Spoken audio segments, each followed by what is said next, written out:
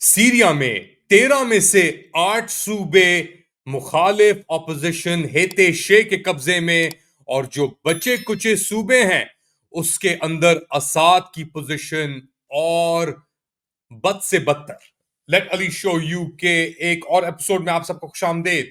Do like, subscribe and share this content. Syria के अंदर बशार अल असाद के जो फोर्सेस हैं वो अब अपने आप कॉन्सेंट्रेट कर रहे हैं लताकिया के अंदर। लताकिया आखिरी एक तरीके से स्ट्रॉन्ग होल्ड है। दमास्कस तो लगता है कि उनके हाथ से चला गया है। एक जो इतलात आ रही है, गया नहीं अभी तक, मगर जो इर्द गिर्द का एरिया है उसने सराउंड कर लिया है। साउथ से जॉर्डन की तरफ से जो एरियाज थे वो वहां पे भी हथियार उड़ चुके हैं। नॉर्थ से तो ये जो लश्कर आ रहा है हेते शे का, उसने होम्स, दरा, इन सब एरियाज को ले लिया है।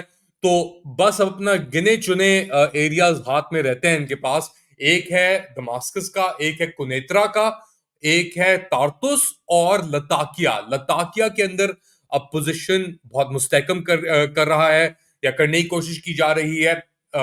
जो लास्ट स्टैंड आप एक तरीके से कह लें आईआरजीसी के, जो जिसके अंदर अफगान और पाकिस्तानी शिया मिलिशियाज भी शामिल हैं, उनको लताकिया मूव कर दिया गया है। रशिया का वहां पे बेस मौजूद था, मगर अब रशिया ने एक एलानिया जारी कर दिया है पूरे सीरिया के अंदर अपने लोगों का, बाहर निकलो।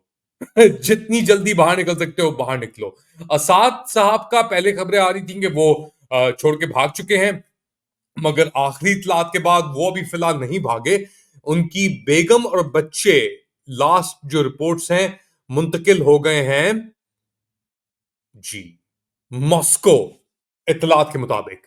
इसके साथ साथ जो हेते शे हयात तहरीर शाम के लीडर हैं मोहम्मद अबू मोहम्मद अल जोलानी, उन्होंने एक इंटरव्यू दिया है सीएनएन को। और उस इंटरव्यू के अंदर वो एक अपने आप को डिफरेंट लाइट के अंदर प्रोजेक्ट कर रहे हैं। जोलानी साहब उनका बहुत अब एक टावरिंग फिगर, मेरे ख्याल से नेक्स्ट लीडर जो होंगे सीरिया के, वो जोलानी साहब ही लग रहे होंगे।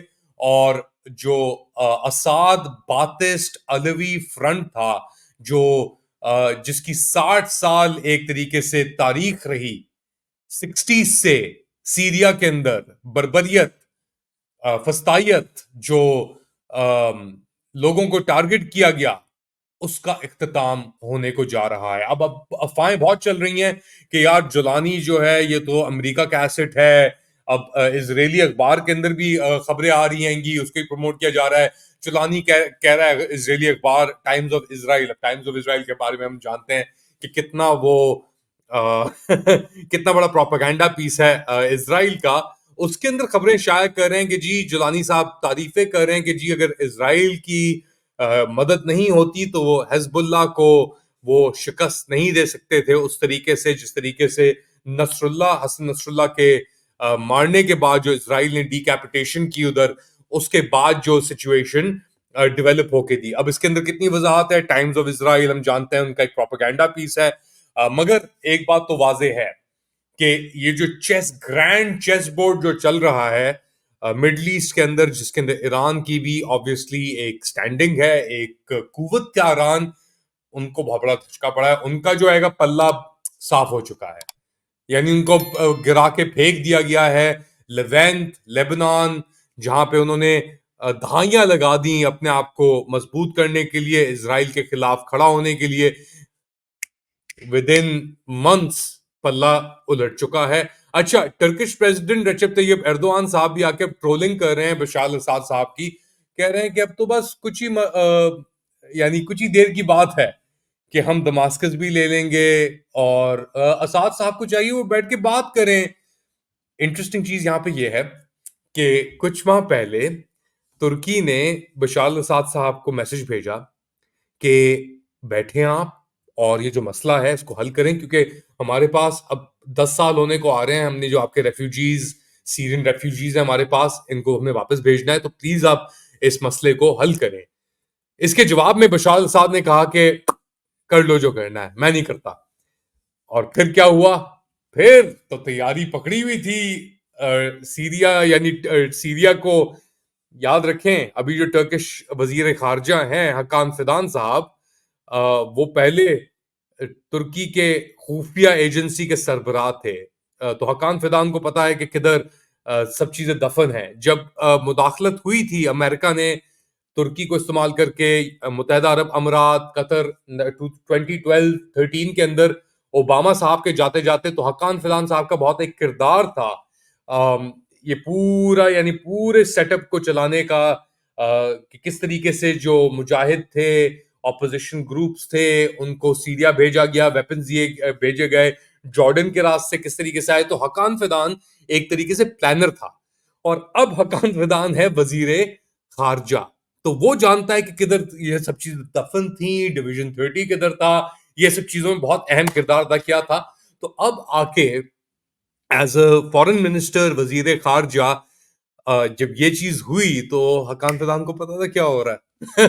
अच्छा, एक तरफ तो हकान फिदान साहब अपना ये गेम खेल रहे हैं, दूसरी जानेब अब कतर के अंदर जो खबरें आ रही हैं, कतर से आ रही हैं कि उन्होंने एक बार दोबारा हमास की टीम को दोबारा रीएक्टिवेट किया है, और ट्रंप साहब की जो इनकमिंग ट्रांजिशन टीम है उसने हिदायत दी है कतर को कि आप उनको बुलाएं, और ये जो निगोशिएशंस थी, स्पेशली जो हॉस्टेज, जो ये यरगमाल किए हुए इजरायली गाजा के अंदर, इनकी रिहाई के ऊपर ट्रंप साहब ने दोबारा कतर को एक झंडी दिखाई है, और फिर ये बातें दोबारा शुरू हो गई हैं। ऑब्वियसली ट्रंप का ये है कि अगर उनके आने से पहले ये चीज 20 जनवरी से पहले पहले ये चीज रिजॉल्व नहीं होती तो वो धज्जियां उड़ा देंगे, ये उनका कहना है।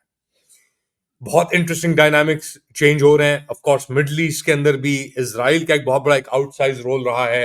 अब सीरिया के अंदर अगर ये सफाया हो जाता है, एक नई डिस्पेंसेशन आती है, एक नई रियलिटी आती है, जो ईरान, एंटी ईरान होगी, जो प्रो टर्की होगी, शायद क्योंकि प्रो टर्की होगी तो इसराइल को भी एक ब्रीदिंग स्पेस मिलेगी। जो ये अरब ममालिक हैं, अब अरब ममालिक के अंदर भी थोड़ा गेमर तो है ना। आप यूएई को देख लें, वो तो हवा का जिस तरह रुख करता है, उन्होंने अपनी मोहरे लगाए हुए हैं। उनके ताल्लुकात बशार अल असाद साहब के साथ भी थे। अच्छा, ये भी बात की जा रही है कि बशार अल असाद साहब के जो प्रोपेगेंडिस्ट हैं और कुछ जो बड़े जनरल हैं, उन्होंने यूएई की तरफ फ्लाई दुबई की फ्लाइट्स लेके उन्होंने रुख किया है, और वो वहां पे पहुंच गए हैं गिरने से पहले। अब मुत्तहदा अरब अमीरात का भी एक बहुत इंटरेस्टिंग किरदार है, जिसमें मैं जिक्र कर रहा था। वो हर साइड के साथ खेलते हैं, और वो पहले गल्फ अरब कंट्री थे जिन्होंने बशार अल असाद साहब के साथ ताल्लुकात भी अच्छे किए थे। अब बशार अल असाद साहब तो चलते बने, तो यूएई का क्या इसके अंदर गेम होगा, वो क्या गेमिंग करेगा, ये बहुत इंपॉर्टेंट है।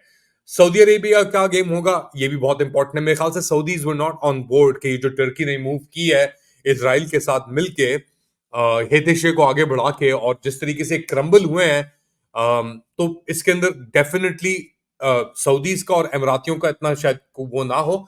एक इंटरेस्टिंग चीज यहाँ पे बहुत जरूरी है मेरे ख्याल से कहना, पुतिन साहब का किरदार।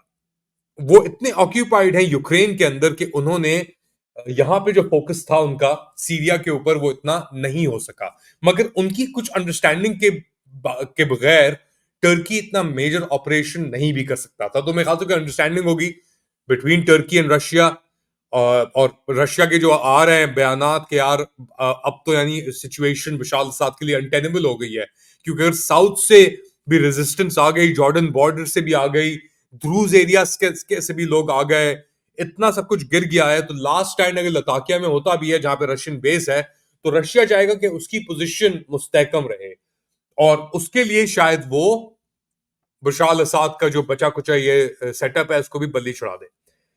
अब इंटरेस्टिंग चीजें होने होने जा रही हैं। आपने पता नहीं एक ड्रग है कैप्टागॉन, उसका सुना है कि नहीं सुना? जो लास्ट चंद साल थे, आखिरी चंद सालों में बशार अल असाद को जो फंडिंग हो रही थी, या उसकी जो ये बच्ची कुछ हुकूमत थी जो चला रहा था, वो चला रहा था कैप्टागॉन ड्रग, और वो एक्सपोर्ट हो रहा था पूरे गल्फ, यानी गल्फ एरियाज के अंदर। जंग भी वो फ्यूल कर रहा था। अब जब वो चीज गिरेगी, तो जो ओलिगार्क्स, ये ड्रग्स के माफियाज सस्टेन कर रहे थे, वो तो भाग जाएंगे, मगर क्या जो प्रोडक्शन फैसिलिटीज ये सब कुछ है, क्या ये बंद होंगी? हितेशी क्या करेगा उसके ऊपर? तो खैर, एनीवेज, बड़े इंटरेस्टिंग सवालात आ रहे हैं अगले कुछ दिनों के अंदर। बहुत रैपिडली सिचुएशन चेंज हो रही है सीरिया के अंदर और ये मशरक़ वस्ता में। आप क्या समझते हैं क्या हो रहा है? बताएं मुझे कमेंट सेक्शन के अंदर। Do like, subscribe and share this content. अपना ख्याल रखिएगा। अगली बार तक अल्लाह हाफिज।